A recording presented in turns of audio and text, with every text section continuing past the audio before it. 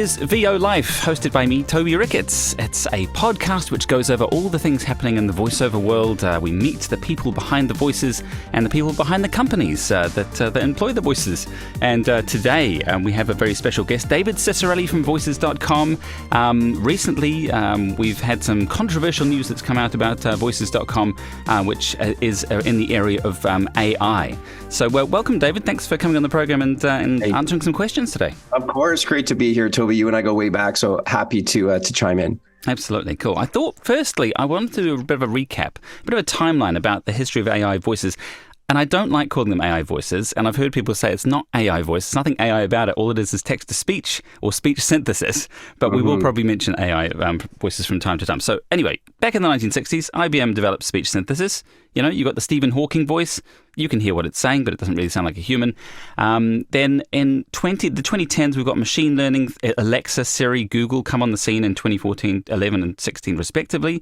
They offer like dynamic speech so that the computer can generate some text and read what's on screen or read commands, etc. Then in 2020s, the voice models improve. Google's Tokatron 2 comes out in 2017, and lots of sites launch using this as kind of a faceplate and basically just using the API to generate speech and then selling that to the public. And this is the first idea that as voices, as professional voices, that there's there's stuff doing a very bad job of what we're doing. But in the last 2 years, there's been huge investment into in data purchase and mining for speech data on the internet. Machine learning, generative AI comes along. Of course, ChatGPT is the most recent edition of this in terms of generating text and just getting hyper realistic, passing the Turing tests and really smashing through all those barriers that we thought were 10 years away. Then there's stuff in the visual field like DALL-E, Midjourney, Stable Diffusion comes along, starts copying famous works of art. Extending famous works of art is the most amazing thing, where they can basically paint what the original artist didn't. And now it's kind of crept, this photorealism is kind of starting to creep into the world of professional voice. We've got things like 11 Labs, Bark. We've even got people being replaced with AI radio, and DJs, effectively fake DJs you can't tell are not human. Then suddenly last week, all of this stuff happened. We had a new song released from one of your fellow countrymen, Drake, one of the most famous rappers in the world, except it wasn't Drake in the weekend. It was a song that was completely contrived using AI. I came in with my ex, like Selena, the flex, bumping Justin Bieber, and a very interesting sort of sudden court battle ensued, which we'll get into a little bit in the interview. But it proved that there were holes in the copyright law when it came to copying people's voices with AI. There was a Wall Street Journal article that came out at the beginning of last week, which outlines how lots of voiceover artists, a lot of the people I know and work with, how they're being stolen from old samples that have been hoovered up from around the internet, or previous jobs that they've done for clients where the terms of service were changed or something happened around that. A good friend of mine and host of the Pro Audio Suite, Andrew Peters, announced on his podcast the other week that he's been replaced by AI for one of his biggest gigs, which is being the voice of a network. I got interviewed late last week about how my voice had been stolen, and I was suddenly like, has it? And I looked, and yes, it had. I've been copied on the internet. And then right into the middle of this whole fray, all this is going on, and then the voices.com announces the purchase of voices.ai. And you updated your terms of service. And this is where the internet went crazy for a second. Lots of fires were started. Pitchforks were grabbed and charged with. And there was lots of robust debate, shall we say, around the internet about what it meant. What does this mean for me as a voiceover? There's lots of existential crises going on with people's voice and their careers, because many people rely on this for their bread that brings into their house. And it mostly centers, and this is my first question, it mostly centers around the terms of service for voices.com. And we've covered this before in other discussions, because I remember when it changed and it was we own the voice for whatever we want all around the world in every jurisdiction. And that was, correct me if I'm wrong, but that was basically so you can transfer the ownership from the voice to the client, so you can therefore chase payment. Correct. That's it in a nutshell, right? Yep. So if the client doesn't pay for any reason, that we have some recourse to go after the client to say, listen, you don't own it. We own it as a temporary kind of holding pattern on behalf of the talent until you pay us. and then we disperse the payment to the talent. Yeah. So that was the background on that particular item. That's advice I assume you've had from lawyers have got involved, and they Of said course. we need these rights, otherwise we can't do our jobs. So, but what people are saying is that effectively does, like, it puts in writing that you can, use it for all these purposes. And while voiceover is not explicitly mentioned, it's not explicitly excluded, I guess. So my biggest question is, like, you've made statements basically saying, we will not use your voice for AI. We won't use demos, we won't use auditions, and we won't use, and clients are not allowed to use final jobs unless it's specifically stated that it's an AI job. Why can't you, you've said that in statements like blog posts, and you've said it, on interviews, etc. But couldn't you incorporate that into the terms of service? Because that would put a lot of people's minds at ease. And the short answer is, yeah, we're going to. And I think that's what we've realized, that it was maybe an omission through, realizing that the technology has kind of developed that quickly, that this is needed. And it's why we co-create with the talent community. And so we have some terminology with the lawyers right now. I was hoping that I could get it, if you will, approved prior to our podcast. But I'm happy to kind of read it out, because I think it's the section here that would be most helpful. That it does quote, does not permit voices to make or train derivative works. And then you might be asking, well, what's a derivative work? Such as synthetic voices, or more commonly known as AI voices, of any user-generated content without the express consent of said user, i.e. the talent. And so that's what we have. I think it's really just the call out, because derivative works, it could be a cut down or an edit or something. That's how I think initially we were thinking of derivative works, not to create a whole synthetic voice. So that's what's kind of in queue right now. Yeah, we've never created an AI voice from a demo, from an audition, and the finished product, it's owned by the client. If the client's paid for it, that's their ownership at that point. And nor do we have any plans to. So this wasn't a difficult decision to make. It was, as I say, perhaps an oversight and omission, mostly because we didn't recognize the speed of and the development of the technology. And if there's concern that we're doing this, I'd rather dispel the concern and put it in writing. And I appreciate that I can make pledges and statements, but it's really the legally binding agreement which the community wants, and happy to oblige. Okay, cool. Does it also cover the fact that if say I do a 3-page e-learning for Microsoft, then they own those files once they've paid for it, and they have those files in their possession. It's very easy for them to train something like 11 Labs on just 3 minutes or 10 minutes of audio to sound like my voice. Does anything in the terms of service prevent clients currently from using it for a different purpose than was hired for? It does. Similarly, how, and I'd have to kind of dig up the exact kind of section number, if you will. But certainly the intent is, just like if you're going to have it for an audiobook, and that's presumably hours long, it's for an audiobook. It's not meant to train another system.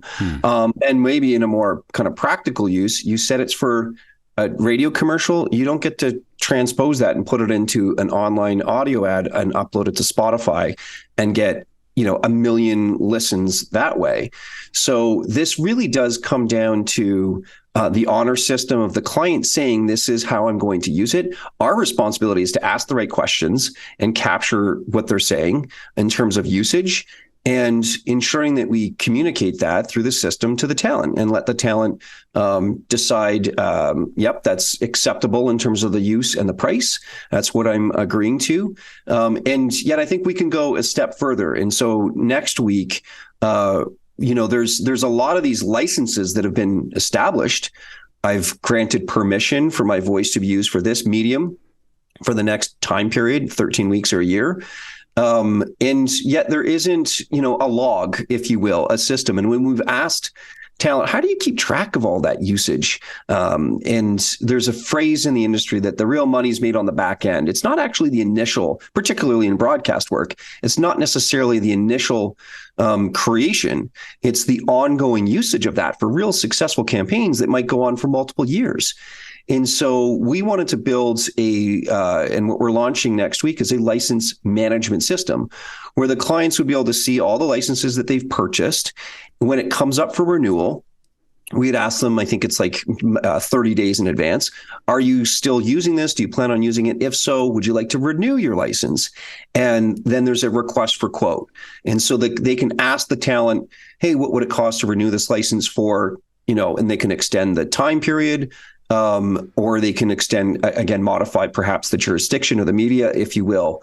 So it is a request for quote, but it doesn't require an audition and it doesn't require the delivery of another file. But that at least creates the system for that kind of ongoing usage to be, managed and monitored over time. License extension, exactly. It'd be lovely to see some kind of collaboration with iSpot TV or one of the media monitoring platforms as well, so that it could actually, because I know many people who've found work that is still playing that shouldn't be playing. So that's exciting progress. Just going back to the terms of service again, in terms of because many people were like, it happened on the same day, announcing the AI voices and then changing the terms of service. And of course, someone who's a bit worried about their career anyway, will leap to the conclusion that you changed terms of service so that you enabled, you to train voice models or whatever. Which I know you've gone on the record saying that obviously didn't happen. It was a kind of a minor change, I think, that happened on the 24th. Do you want to just outline that for people who didn't see the explanation for that? Sure. No, thanks, Toby. The change to the terms of service last week actually related to, we removed something from the terms of service, which related to language around the categories that we, moved into. We've been doing for voiceover for more than 15 years. A couple of years ago, we thought, audio production is a natural extension, maybe music composition or kind of custom music, and then translation. Often scripts need to be translated from English to French and Spanish and so forth. That's right. And so why don't we enable these additional creative services on voices.com? Now, we had lots of, service providers, other talent in those other creative categories, but really getting the clients to think to go to voices.com first for translation was a real struggle, even though they had, maybe done some work with this in the past. So that was... It was basically an experiment that you launched and didn't really work. Exactly. We looked at, and I think we're a niche player and really excel at that. And I think that's something that we're recognizing. And so we should, in all likelihood, embrace the strength of being a leader in voice. And you're right. It candidly didn't work as anticipated. So we thought, why maintain these? Because every new feature and iteration, we talked about whether it's licensing or, searching, the search engine, we always have to ask, well, how do we do that for translation? How do we do it for music? Yeah. And it just slowed us down. So we decided to wind it down, remove the language. You're right. Coincidentally, these are two completely unrelated items.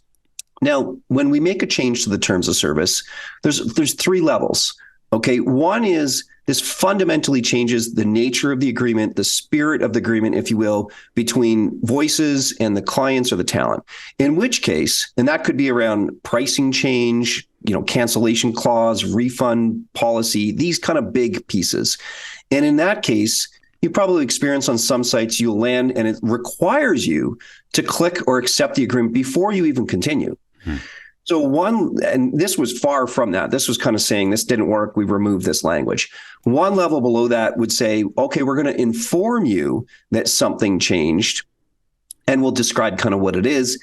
But in this situation, and that's kind of like an email goes out and people are informed, but you don't need to click to accept. It just kind of breeze through.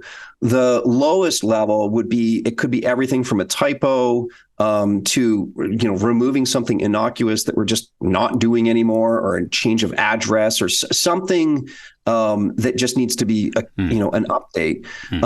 Still, we go through that goes through kind of a pass with the lawyers internally and externally, and then we publish the new terms of service and archive, I think, which is above the standard of care, archive the previous version.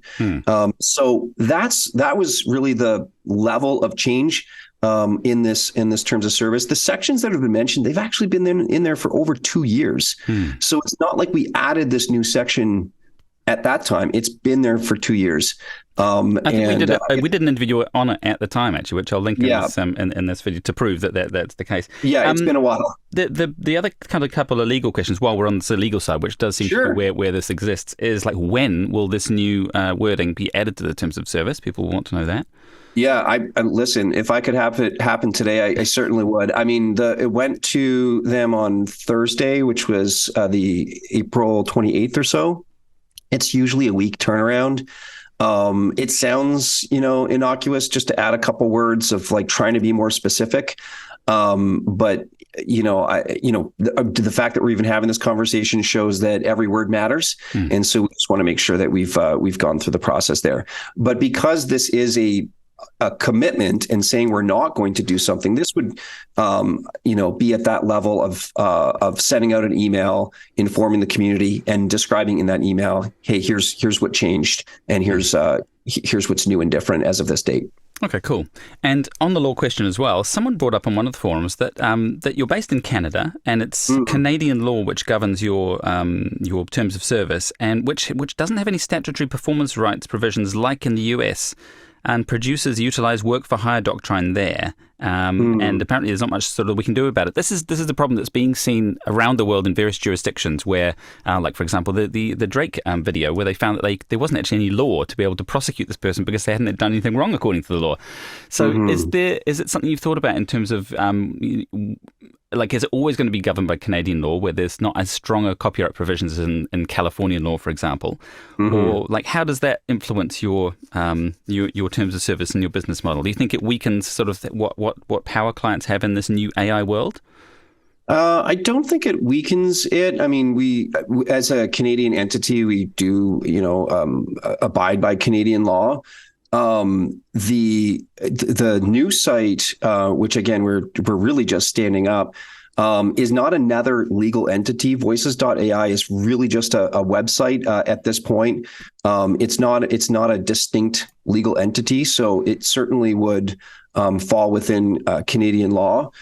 And in this United States, the actual jurisdiction where most of the corporate work, where a company maintains its corporate headquarters or entities, actually in Delaware, because there's so much precedent for case law in Delaware. So each state might operate differently, but if Delaware has like the history, and there's something unique about that space, it's not a very populous state at all. I heard a podcast about this the other day, about how it's all of the corporate laws are written by corporate lawyers, and it's like entirely closed door process. So it's basically like you can do whatever you want in Delaware if you've got enough money. That's where you if you were to incorporate a new business, it almost defaults to being in Delaware. Yeah, that's where you're incorporated. You can operate really anywhere with your office. But we're a Canadian company. We've not viewed this as a hindrance in the past, and certainly I hope not in the future either. Okay, cool. That's all good. I guess just to round off that decision about, because still people will have an issue with the terms of service that have been enforced for 2 years, saying we can use this for whatever we want. Do you see there is any other way around that in terms of like being able to be the intermediary between voices and clients? You will always need that permission, if just expressly for the purposes of completing a commercial transaction. Is that's your official view, and there's sort of no other way? Because that does put a lot of people off, even though it's probably on other sites, to be honest. Yeah, I mean, I guess in the absence of that, it really doesn't give us any teeth to go after the clients. Like, how are we engaging the clients? I mean, I think the key difference is that we run a transactional platform. The money and the files are delivered through voices.com. From the best of my knowledge, most other voice kind of casting sites really act as purely the matchmaker and then say, okay, go off to PayPal to figure out payment and send files by Dropbox or upload them to Google Drive. They're not handling the end-to-end. And so because we are, which is actually our patent that we hold in the US and Canada, which, we I guess proverbially we would refer to as SurePay. But there's a patent that's held on that. It really does require us to have that kind of end-to-end kind of coverage, and which is why the language is a lot stronger there, because we're facilitating a transaction from the get-go right through file from payment and file delivery as well. Interesting. It'll be interesting if Voice123's changed there, because they're now trying to get as many talent through their platform on their them organising the payment side. So it'll be interesting to see if their terms of service have changed. But that's I get back to our main topic. So voices.ai. You bought voices.ai. Was it just a name? Because I went to the site expecting demos like on Speechalo, and there are 1,001 AI voice sites now, because everyone wants to be the new center of artificial voice. But I was kind of disappointed in terms of it had lots of statements like all the others and pictures, but you couldn't press play anywhere and hear the results. You could sign up for updates. Was it basically just a parked domain that you bought, or did you buy any technology along with that, or any kind of data sets or anything like that? Yeah, no, I'm glad you brought that up, because it was really just a domain. Originally, this was just purely to be a defensive move. I mean, I wanted to acquire the domain so that it didn't get into the wrong hands, i.e., a competitor, maybe a new startup. Causes all kinds of confusion of hey, this site kind of looks and feels like you. There's actually even some sites nowadays that are just voices and then something else, and people think that it's us. And so I kind of saw that playing out, and I was like, well, maybe we should acquire this name as the kind of ideal. I did what most people do. You just type it into the browser. At the time, it was just simply a parked domain, which for those who are unfamiliar with this term, a parked domain, it means a website that is just hosted by the registrar. It's kind of a placeholder page, and it says, website coming soon, something like that, and some contact information for the registrar. But there was no site on it. There was no company or technology. And so after speaking with clients, though, being someone I try to connect the dots on this type of thing, we've actually identified a new type of customer, which is that of the software developer. On voices.com, mostly it's creative producers, it's video producers, it's brand managers and marketing agencies, and of course, small business owners as well too. But this new, persona, if you will, is that of the software developer. And these are people who are wanting to incorporate a synthetic voice into their product. And maybe it's for, content that changes all the time, and therefore, it's kind of a two-way conversational assistant or a chatbot. And so realizing and kind of identifying this new use case, if you will, and this new persona. At the same time, we were scheduled to attend an upcoming conference on this very topic. I just felt, hey, why don't we soft launch this website with this vision of actually creating a voice development platform?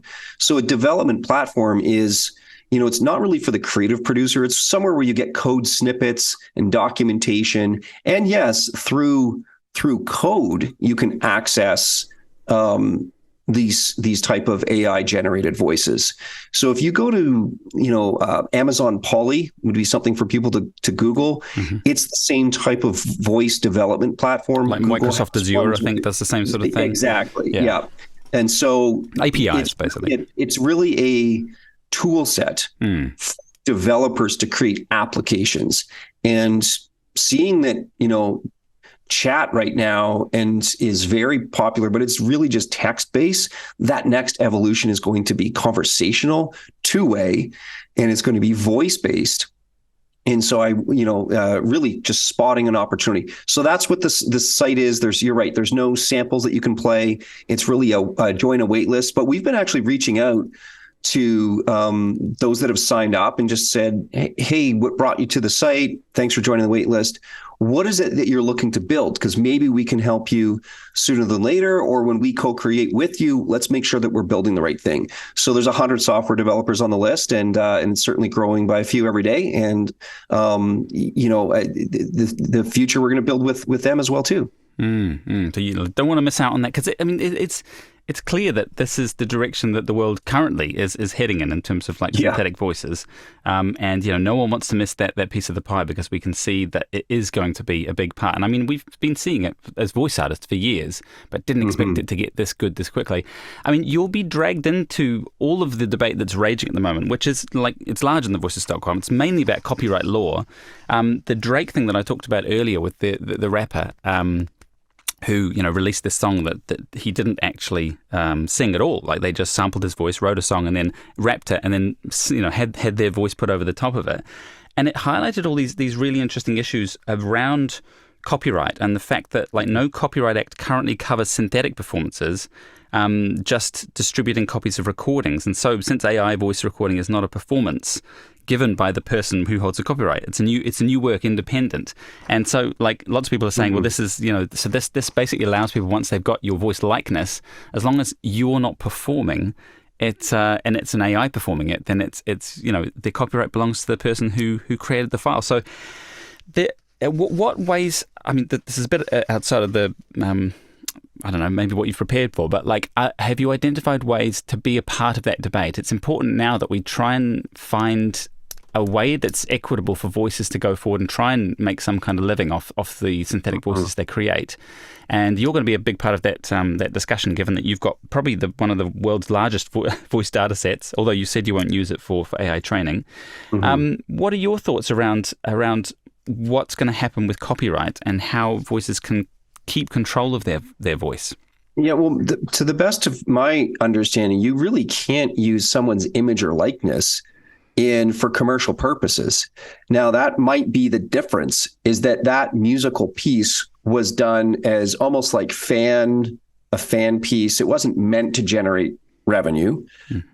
Just like you can't take a picture of a celebrity and then use it in an advertisement, right, without their permission, because you're using their image or likeness.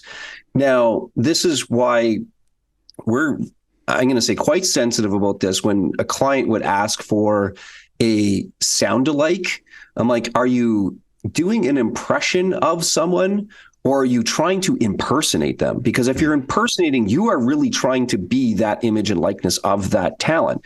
Classic example is James Earl Jones.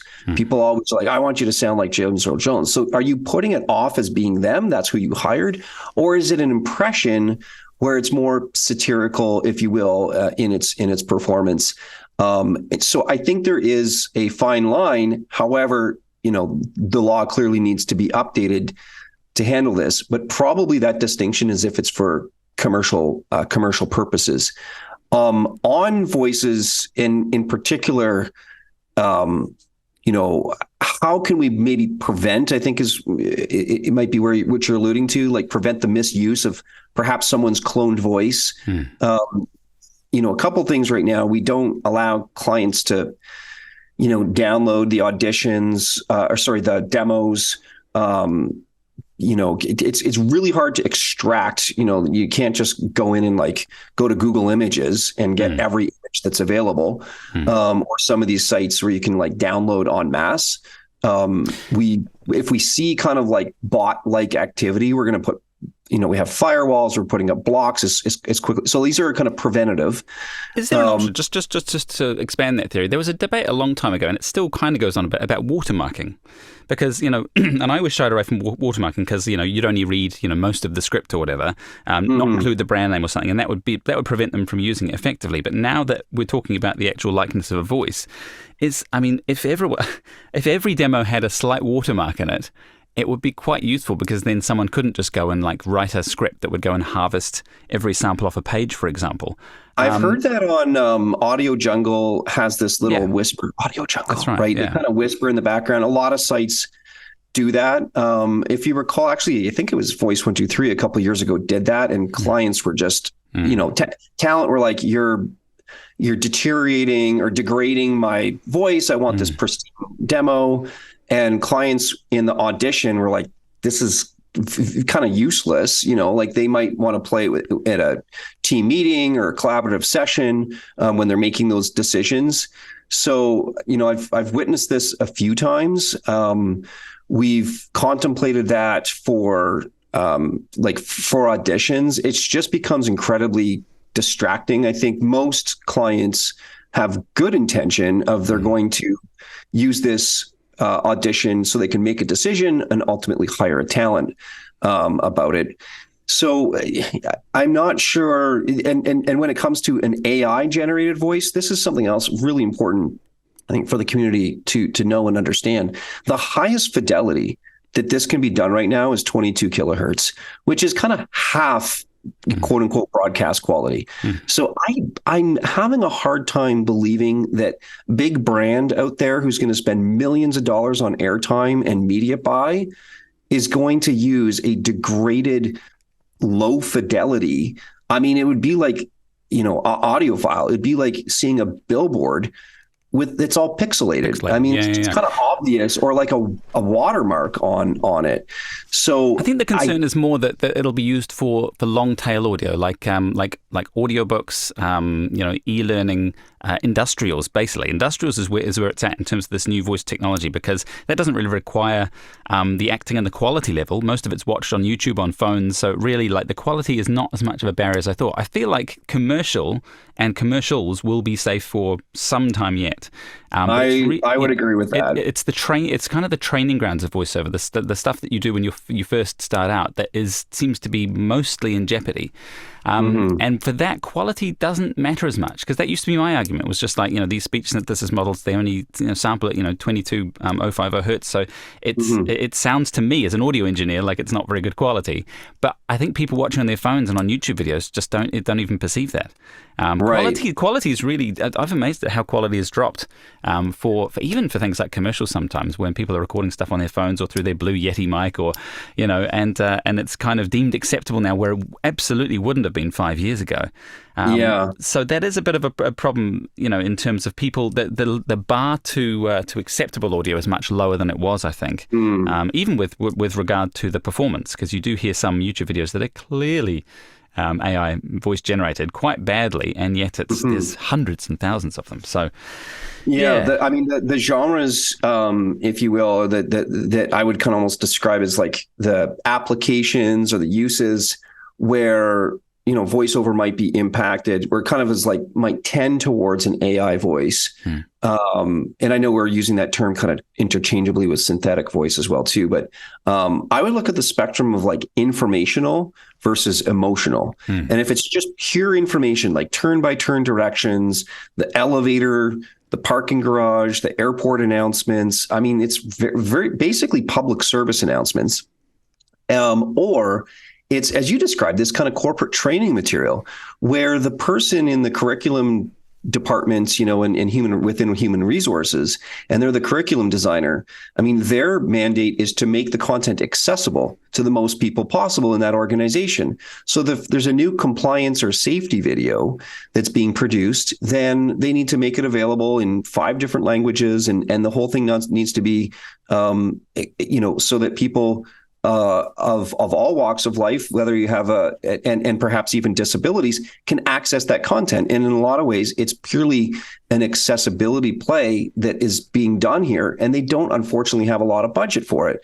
And so the tendency can be that it's 100,000 words, and we're just going to have the generated text-to-speech voice do this, rather than because in sometimes it's not even economically feasible for the talent. Who's going to do 100,000 words for a few $100? No one is going to bother. So they're in a bit of a conundrum themselves to abide by accessibility, whether it's a law or a mandate within their organization, but then aren't given the appropriate budget. So how do they make those two fit? But basically, it's informational content that can often be very high word count, or on the other end of the spectrum, very low word count, still informational, but it's 5 or 6 words. It's almost, and I hope this comes out the right way, but such a short shelf life that the content has. It's a one-time social media video that once you've seen it in the feed, you don't want to see that again. I've seen and heard that video before. Vaporware, I think they call it. Exactly. And a lot of clients are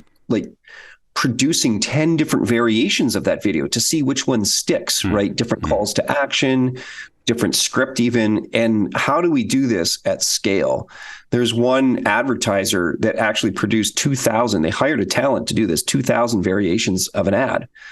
And it was different price points, $4.95, $4.96, $4.97, $5.95, different calls to action, sign up today, get started today, and then language depending on the device and the location that was used. It was all this whole matrix of all these different combinations. Yeah, dynamic ads, I think they call those now, and they're trialing them depending on what the weather is, I think, as well. Like they kind of construct them on the fly, which is a very, it's an interesting new form of media, and it kind of combines, it's gotten outside the realms of advertising. It's more market research now, isn't it, than strictly advertising? So and and marketing. The phrase I've heard recently is marketing is math.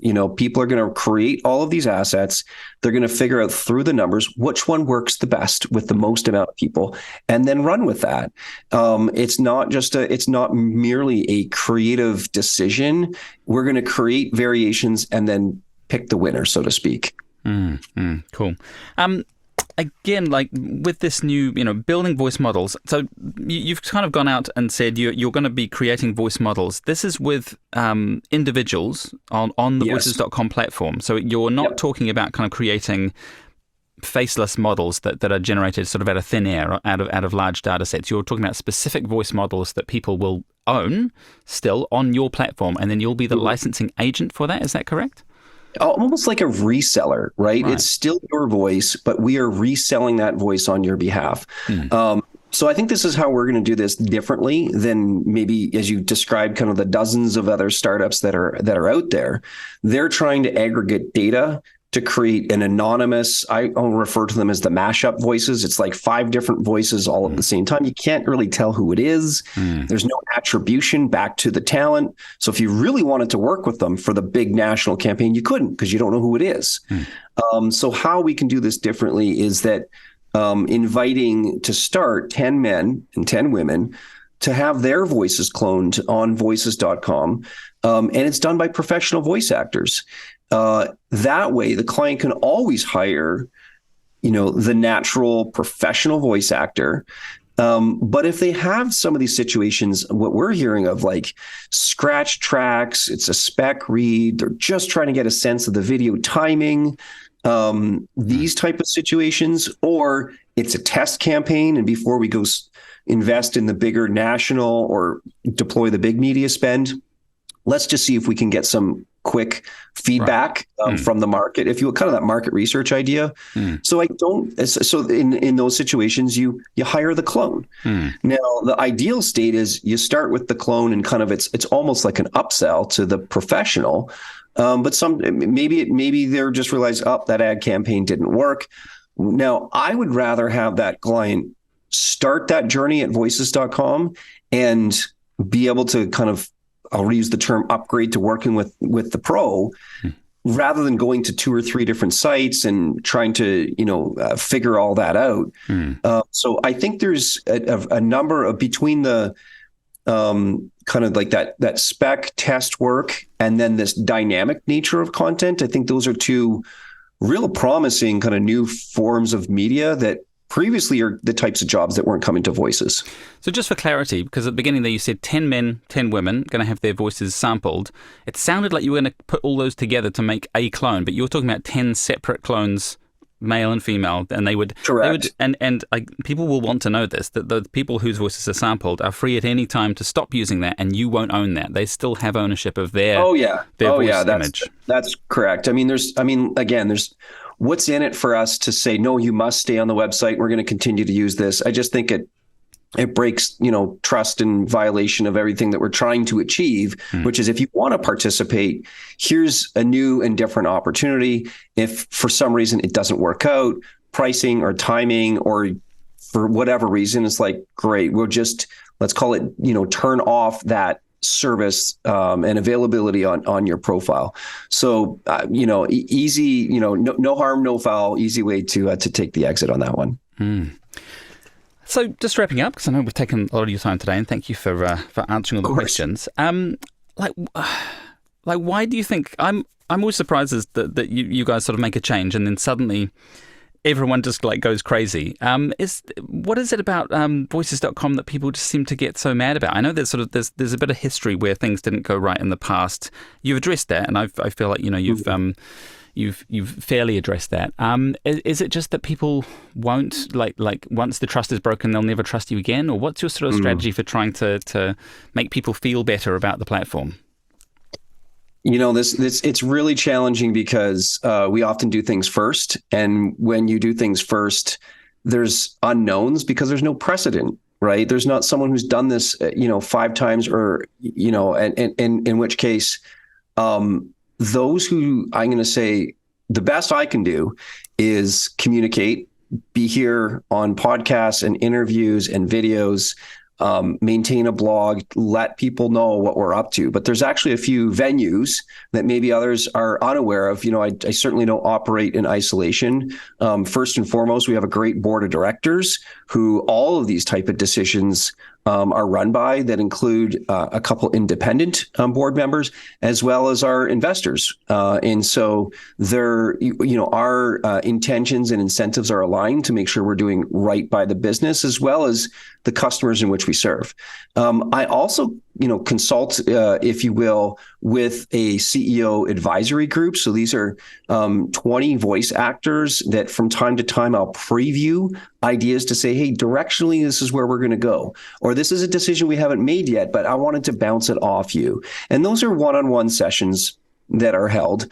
And in addition to that, I've been hosting a number of what I call Voices Local, which are really just private events. If I'm in a city or traveling to meet with clients or, again, at a board meeting, gather people around for dinner, and we can go deep. These often go for 3, 4, 5 hours at a time. And, there's nothing, nothing off limits. And there's also no agenda for the evening. So anything goes. Often it's definitely talking shop the whole night. And I try to answer questions and maybe provide some clarity where possible.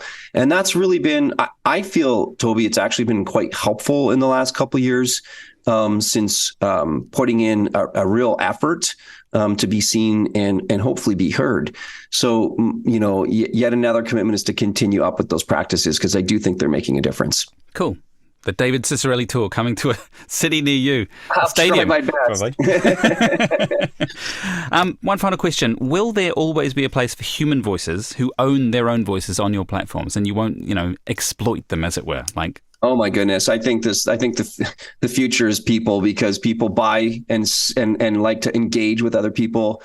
We ran some research around what are the most popular voices? And it ended up being that people like to, in terms of advertisements, like to buy from people who sound like them, which makes perfect sense, right? It's whether it's demographically or geographically. And so that is just going to need, the human element. There's things that are very difficult to replicate, if you will.